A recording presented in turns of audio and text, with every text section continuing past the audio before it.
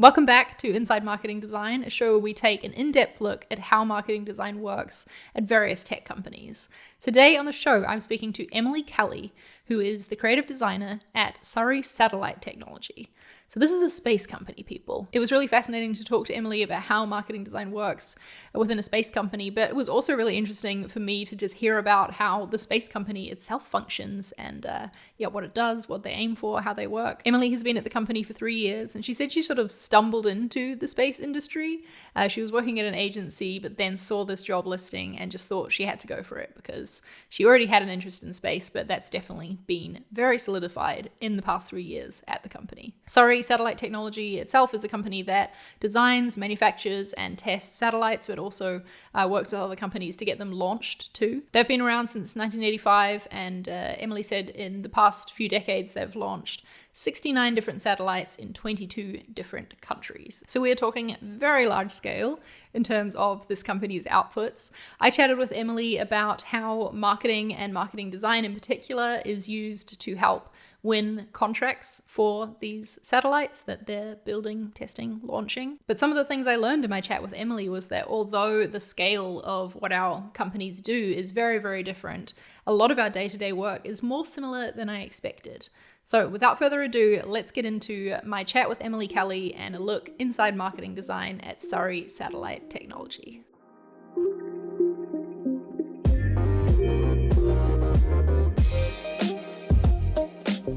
So, Emily, welcome to Inside Marketing Design. I'm so excited to have you on the show. Thank you for having me. Yeah, this is very cool. I got very excited when you applied and saw, there's a space company. And I was like, whoa, how does marketing design work at a space company? And then my second thought was, great, now I get to find out because I've got Emily on the show. So that's awesome. Let's start by hearing a little about how the marketing design team at Surrey Satellite Technology, how many other marketing designers are there, and do you sit like within the marketing team or a design team? Tell me a bit about the team structure. Okay, so I'm a solo designer in-house, so it's all up to me. I do sit within a marketing team, so we have a PR manager who I report to and an events manager. So it's just us three within the marketing team. And then we recently have got a head of marketing, so we all sit underneath him and he then reports into the directors of the company. So that's our kind of sort of way in terms of kind of getting things signed off and bits and pieces like that. So nobody reports to me directly. I just report into the PR manager. So it's just the three of us. It is quite a small team considering how many people we have. So what are you marketing? I know that Surrey Satellite Technology, your main thing that you offer to customers is manufacturing satellites, like helping with launches too. So is that what you're marketing, what you're putting out there, and what sort of materials are you usually making? So we're usually kind of marketing in terms of doing satellite missions for countries. We do like a know-how sort of like mission training for people in country. So we're always keen to do like customer training and get kind of countries building satellites. In terms of kind of what we use to market stuff, there's really like all sorts. I do a lot of print and digital design, a bit of everything. This is really interesting for me because you're like a hardware tech company compared to what I do and what a lot of people do, which is software technology. And so the main things that I design as a marketing designer are, the website is the main thing. The website is kind of like the path that leads to sales. I'm imagining for hardware at the scale that you have, you're not expecting people to come onto a website and click buy now and like purchase a satellite. So what sort of things do you focus on designing? And what's, I guess, the mix between digital and print that you have? I mean, it would be great if people came onto our website and just bought immediately, but obviously our satellite missions are, tend to be millions of pounds. Right. We do have a real mix of kind of print and digital, and at the moment I'm doing a lot of digital stuff. I work on the company's kind of website, which we sort of redesigned when I started. We also rebranded when I joined the company as well, so that those were kind of two big things that I had to focus on as soon as I started. I mean, in terms of kind of our website and stuff like that, we have to show a kind of range of platforms and different orbits that we can put satellites into. We're obviously trying to attract quite a big audience in terms of kind of international customers and partners. So it's something we have to kind of keep on top of, and we have to keep in touch with our engineering teams to make sure that we are putting out the right information and the right figures all the time. Obviously things get updated quite a lot, so we have to make sure that we're kind of quoting the right sort of numbers all the time. I prefer digital design in that respect to print design because things change so much within our industry. So otherwise, kind of digital design, I've been doing a lot of like social media stuff, and I do a lot of video editing as well. Is that mostly for social media videos? Yeah, mainly, and for our YouTube channel, but also for like international conferences as well. We tend to do sort of large scale exhibitions and stand designs, and they usually have a sort of video running on them as well in the background, and then that kind of leads into print design, so the large scale exhibition sort of stuff and merchandise. Also sort of design posters and stuff. What I find quite interesting is I do a lot of internal and external designs. That is interesting. Yeah, so I'm not only sort of, decorating our buildings, but I'm also kind of decorating, externally and marketing stuff. So it's quite interesting because our company's mostly made up of engineers, and they think very differently to a designer, and I really want to get across how, amazing their work is and stuff like that. It can be quite hard to translate, something that's very technical into something that's really visual. Right. Yeah, I can imagine that would be quite a challenge. That's cool though. That's a fun challenge to have. And it sounds like you've got a really good mix of lots of different materials that you're designing. Where would you say the marketing team mostly focuses their efforts? Like for me, for example, it is our website, and then also social media, I suppose, and content in general is what the bulk of my work is around. It sounds like you've mentioned events here. Is that quite a big focus for you? Yeah, we have quite a few. There's some key events for us during the year. There's a couple of small satellite conferences that we really focus on. And there's also something called the IAC, which is the International Astronomical, Congress. So that's just a large kind of gathering of kind of space industry. And that's always a big one and moves around the world every year. So we like to get out sort of like key messages. We try and work out what we're really trying to say and what we're really trying to sell. Usually there'll be like a specific platform or a specific mission that we really want to take ahead, and that'll be something that we try and kind of market specifically. At events and things, we like to sort of submit papers and posters and things like that. That's like a real space industry thing, having like white papers and technical papers. So it tends to be up to me to make them look good. So there's always quite a lot to focus on. I find that my workload, it does really like change throughout the year depending on whether we have events coming up. I think in terms of social media, since having me on board, it's been more of a focus because we can put out more stuff. I can quickly design things, whereas before my manager was having to outsource all the design work to an agency. So now she can literally come up to me and say, oh, I need this, and I can just like quickly put it together. So I think without blowing my own trumpet, they benefit from having me in-house. Of course they do. They definitely do. Yeah, because I can, quickly whip something up, whereas, an outside agency was struggling to understand what they wanted. Right. It's such a technical and like in-depth subject matter to understand that having someone in-house is probably really powerful here, because you can get to know the space industry and get to know the engineering speak, I guess, a little more than an external agency coming in could. There's so many sort of acronyms and things like that when it comes to engineering and sort of technical things. So my knowledge is furthering every day. Teach me an acronym. What is a cool space acronym what's your favorite one? Oh, that's a really good question. I mean, even just, there's lots, we have like a whole kind of list on our portal of acronyms that we use, but even things like we have an AIT hall, and that's an assembly, integration and testing hall. So that's where our satellites are built. And so you have to completely gown up to go in. And I always find that really fun because I get to go and take photos of satellites in build, and it feels very kind of special to see something in person that's literally going to be, taking pictures in space.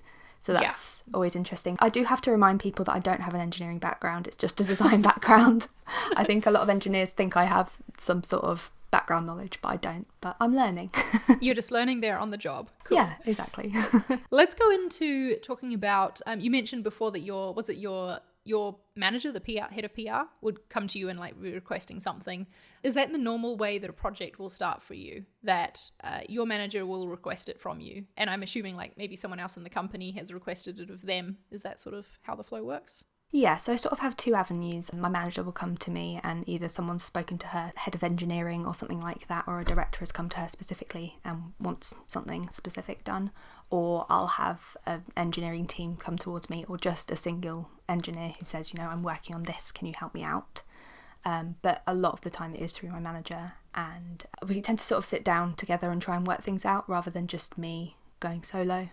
Cool. And that's the one thing I find hard, because I am the only designer, that I don't have anyone else kind of to bounce ideas off. But yeah, I think having my manager and the events manager, they're from different walks of life, it's good to bounce ideas off them as well. But yeah, a lot of the time it's just an email that comes directly to me, and if I need to, I'll go to my manager and say, I'm not sure where to start with this, or I'll just kind of do it myself. I'm quite used to working independently, so that's something I can kind of usually get on with. I think that's something that we learn as because I'm also a solo marketing designer. There is other designers in the company, but they work on very different things to me. So yeah, I'm also just used to like hearing of a need and figuring it out myself. It's just what we do. I'm guessing you, or like me, don't get like a fully fleshed out brief for exactly what you need most of the time. Yeah, that's pretty rare, isn't it? Yeah. It tends to kind of evolve, and you say, is this what you're looking for? And then I kind of like, not quite, and you go back to the drawing board. So yeah, I think in terms of problem solving, I'm definitely getting better at that, because people don't always know what they want, do they? So right. Yeah, it's working out what's best for them. And when you work in-house as well, you get to know what people mean when they say certain things too. And then you can get it right the first time more often than not, I think, once you've been there, as you have for 3 years, which is cool.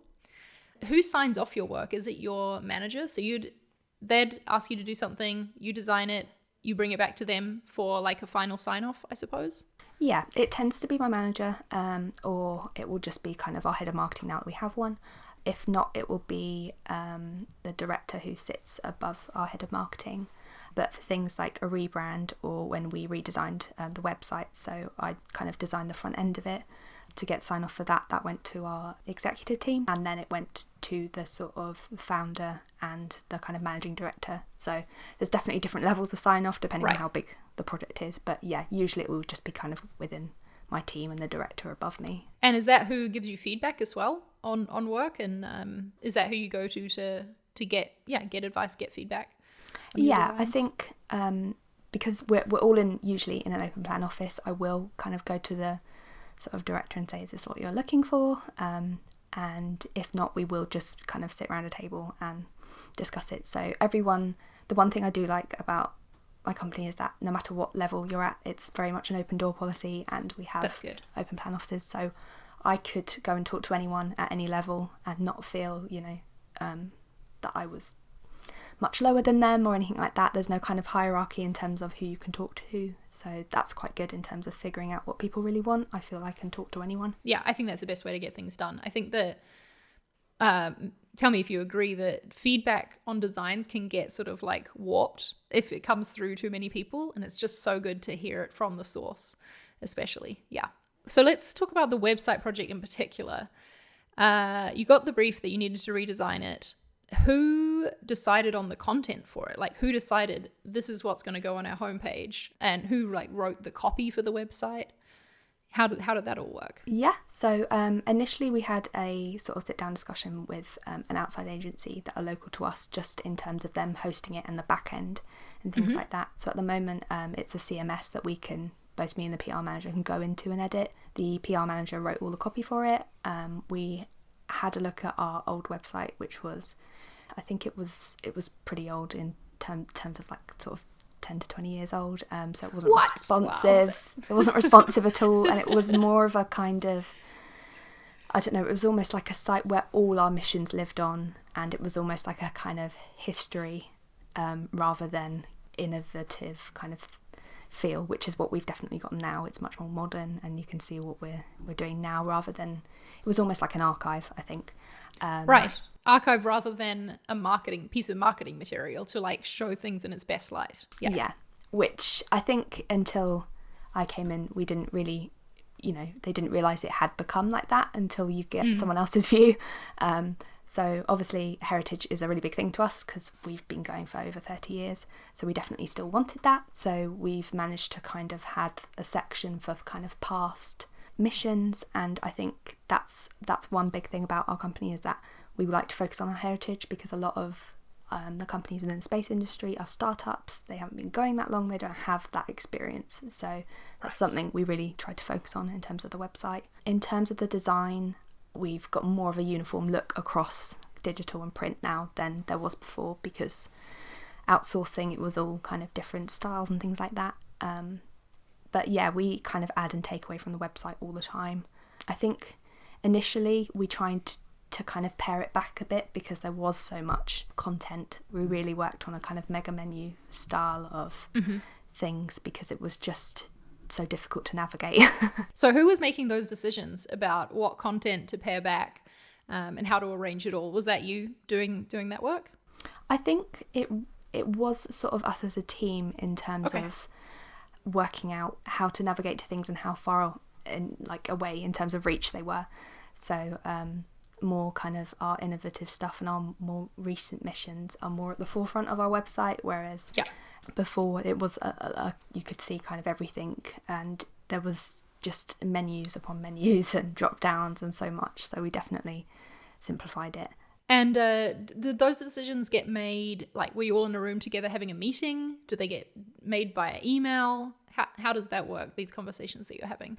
I guess a bit of both. I mean, us as a small team, we'd every so often kind of pitch what we'd done so far to the exec team and our kind of director, and just say, look, this is the way we're going. Do you like the look and feel of this before we go any further, before we spend money with the agency? So between us as a team, we kind of exchange emails and have weekly check-ins as to what, are we going in the right direction with this? And then we'd kind of go further and, kind of pitch it and hope that they liked it so that we didn't have to go back to the drawing board. But yeah, it's kind of, there's lots of back and forth, but mainly it's just between me and my team. What does a normal day look like for you? You go into an office, I'm guessing, when it's not pandemic times. Yes, I do. Yeah, take us through like a rough outline of the day in terms of meetings that you have, when you'd get your work done, all that sort of thing. I usually work a 9 to 5 day. I go in and initially just kind of scroll through my emails, check and see what's kind of going on, and then I have like a kind of running to-do list of bits and pieces. We usually have a weekly catch-up with just kind of my team, but because we kind of all sit near each other, we tend to kind of go to each other's desks anyway. So my manager regularly pops to my desk to ask for like social media posts and stuff like that, and says, I'll send you the copy via email. So I'm used to kind of getting a lot of my work via email. I don't tend to have a huge amount of meetings, and when I do, they're usually kind of an hour, nothing more than an hour. Sometimes, because I'm part of the business development and sales team, so our marketing team sits within that. So sometimes I'll go to sort of business development meetings so that we know what we're going to sort of push later in the year, or what sort of missions and stuff we're really trying to sell. So that's always good for us to know in terms of like event graphics and stuff. Yeah. How big is that team, the business development and sales team? That's a really good question. I mean, it's made up of a lot of bids and sales sort of managers, and I have quite a few colleagues, so I'd say maybe 15 of us maybe. Okay. So it's still like not huge in terms of team size. No. But yeah, other than that, in terms of work, it's quite random at times. So I can be video editing, doing kind of branding, digital print design, internal design, so posters, interior design. So I helped redesign our cafe. So people come to me for everything. I mean, photography of missions and stuff like that I get to do. Mission patches, so when we're launching a mission, I get to my gosh, make that mission must be patches. fun. It's great fun. All the way to designing stickers for rocket nose cones. So yeah, it can be a poster for a corridor, or a sticker for a rocket. Yeah, so it really varies, which I kind of love, because now that I've kind of got into this job, I don't think I could just be a graphic designer, even though that Right. I have a graphic design degree. I think I love being a kind of creative marketing designer because I can do a bit of everything. Yeah, that makes sense. And it never gets boring. All of these projects, it sounds like there's a lot. I mean, obviously the rebranding the company and the doing the website, those are big projects that take a long time. But what's the timeline look like for something like a mission patch or a sticker for a rocket nose cone?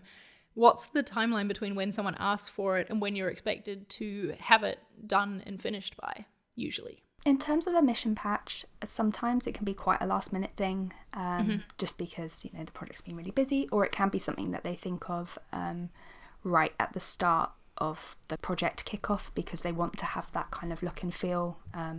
They want to have a logo for documents. Sometimes they want to do merchandise and things like that. A lot of my mission patches are made into merch, so things like stickers, like lunch boxes, things like that, that are like given away at events or given to our kind of employees. So I do usually have to think about it like a couple of months in advance just so that we get that stock in. But how long do you get to design it, even if it is a couple of months in advance? Like how long are you able to spend on it? Usually it's not that kind of restrictive, so I can Cool. I can kind of spend like a week or two on it if I need to.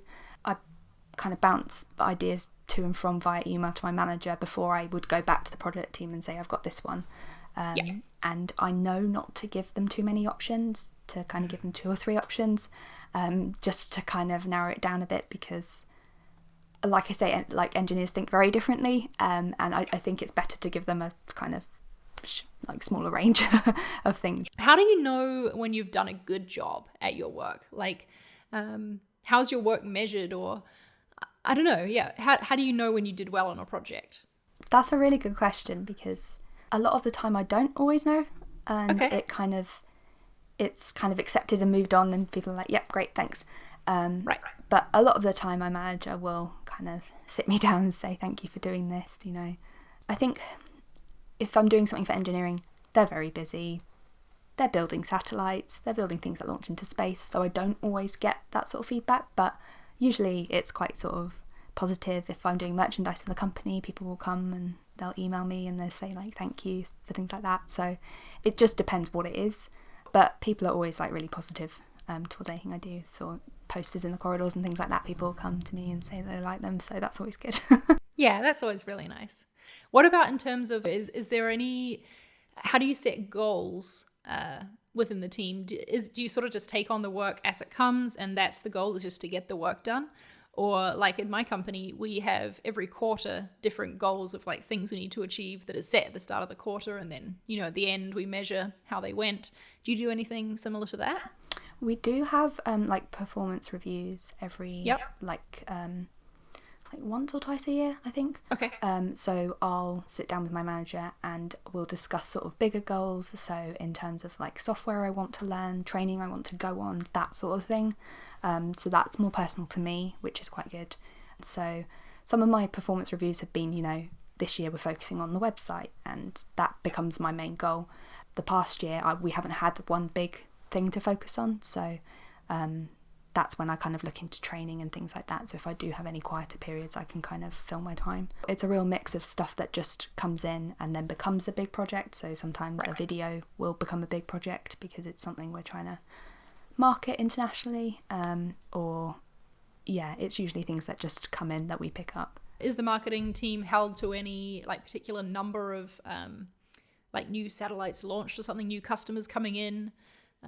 Is there anything like that the business development team needs to meet that you're aware of? I think it's difficult to have targets in terms of kind of selling satellites and things like that, because it can take kind of from kickoff to launch, it can take between sort of 2 and 5 years to get something up there in space. Yeah. So it is difficult. I mean, as a business, obviously we have, you know, financial targets and things like that, but I think within our teams and things, we're always trying to do the best that we can. We don't have kind of set figures, just because it's a really weird industry in terms of kind of going from a contract signature to launching something can take, you know, a really long time, which Yeah, is something very different from my industry, where it's, we offer free accounts for our software, and so there's like, we're expected to be getting thousands per day sort of thing. Yeah, it is. It's weird in that respect, because I think the first year I started we had a few launches, whereas this year we haven't launched anything yet. So Right. it in terms of workload, it really does change. So that's something I've had to get used to. Yeah, interesting. You've talked a little bit about what some of the main challenges are for you in your role in marketing design at Surrey Satellite Technologies, being the only designer there. That can be tough. What are some of the other main obstacles that you face in your role? I think I do struggle a bit with sort of imposter syndrome, because there isn't any kind of, anyone else I can compare myself to, if that makes sense. Yeah, that does make sense. Yeah, so obviously I have to stay inspired myself. I have to kind of look online and things like that. So there's not. Is that why then getting feedback internally, like when someone sees a poster and tells you that they liked it, that must mean a lot? It does, yeah. Just because that's all you can measure it by, right? Because exactly. Like you said, you don't have someone else to compare to. Yeah, so I've learned that I can bounce ideas off other people, and actually, engineers are really creative, and they have, their minds work differently, but they can still like visualize things. But I think the challenge is that, if I don't know something, there's no one to go to. So I'm very good at looking up things online. I think a lot of designers are, aren't they? If you have a query in software or something, you don't know how to do something, you just look it up. So there is that. It would be nice to be able to go to someone, but it's something I've kind of learned in terms of problem solving, that I can usually sort things out myself. Yeah, Google is your coworker. Literally. Yeah. I know that feeling all too well. Yeah. I'd love to know because you have this agency background and now you're working in-house, so that in itself is different. But what are any differences you've noticed between the kind of projects you worked on the agency and the work itself for a space company? I was a junior designer at that stage, so I didn't have as much responsibility as I do now. Mm-hmm. But I think within an agency, I didn't have as much of a say, and I was very much moving logos around, designs and things like that. I wasn't really creating, I was just kind of making for the sake of making a graphic sort of thing. So I do think I am more listened to, and I am more kind of heard. I think it was really good for me to work in an agency and just see how that worked, and I think there was definitely more of a hierarchy, and it would have been difficult to talk to different people, whereas now I think people appreciate that I have design skills and they don't, so they'll come to me and ask me something. So I think it's definitely been like a learning curve in that sense. I don't think I would go back to working in an agency now that I've worked in-house. I quite like being the kind of go-to sort of person. Yeah, sounds like you've got quite a lot of autonomy in terms of, people trusting you as the designer. You are the design expert in the company, Can you come up with your own ideas for projects too? Like, I don't know, say there's a new poster idea you've got an idea for a social media post. Do you have the autonomy to just go ahead and make that? Yeah, I think I do. I think that's something I've kind of grown to, when you initially start, you're like, oh, can I make suggestions? But yeah, I do. I think when we reached like 10k followers on Twitter, I was like, can we do a little like social media post about that? Can I do a graphic for that? And she was like, yeah, sure, go for it, do it. Cool. So it's very much, if I see something and I think, oh, we could hop on that, she's very much like, yeah, go for it, send it to me, I'll put it on social media. So that's quite nice. I feel like I can say, oh, I've got an idea, and people will listen, so that's good. That's cool. I feel like I'm like a little surprised to hear how similar in a way our roles are, being from completely different industries, in terms of like the way we do our work and the workload and all that sort of thing. I just kind of feel like I expected the space industry to be much more strict with controlling your designs and like, I don't know, many levels of approval to get something out there, because it feels like the stakes are just so much higher than what I do. But it sounds like your company like just trusts you and your marketing team to get the work done. So yeah, that's really cool. I think if I was working in a bigger space company, that would be much different. Right. But I think we're just, 350 people, we're at that nice size that we're not in the thousands. So I think, yeah, we are very trusted, which I do appreciate. Yeah, that's really cool. There's a lot of people out there who love talking about design tools, and so I've got to make sure that I include this in the episode. What is the main software that you use for designing in? I use Adobe CC, so just the creative suite. All of the things, all day, every day. Literally live in that. So I'm the only one in my company who uses that software. So it can be a little bit difficult sometimes to say, oh, I want to design it in this, because everyone's used to Microsoft Office.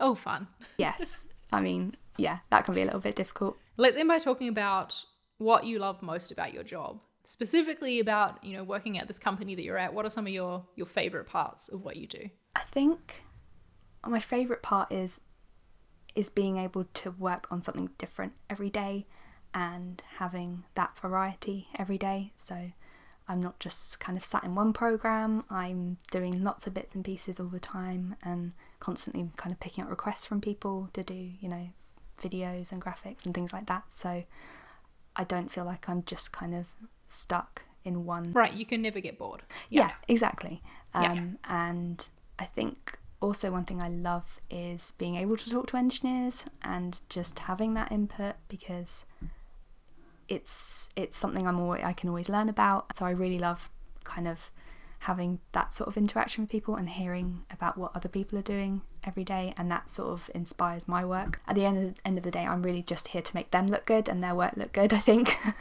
Right. And some of the stuff they do is insane. So I do enjoy kind of marketing something totally different, totally, something that people aren't used to. So totally. I like getting creative with that.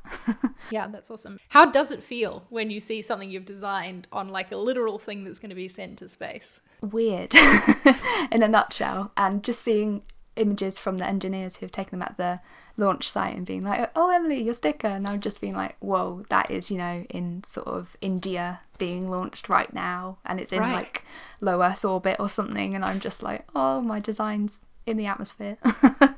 That is so cool. I know. I've got to somehow put that on my CV, I think. Yeah, I think that might need to be the headline on your website. Yeah, maybe I should do that. Maybe you should. Well, thank you, Emily, for sharing all this information. It's been really interesting to me. And like I said, to hear that the differences aren't actually as extreme as I expected between software and hardware and, software tech and space tech.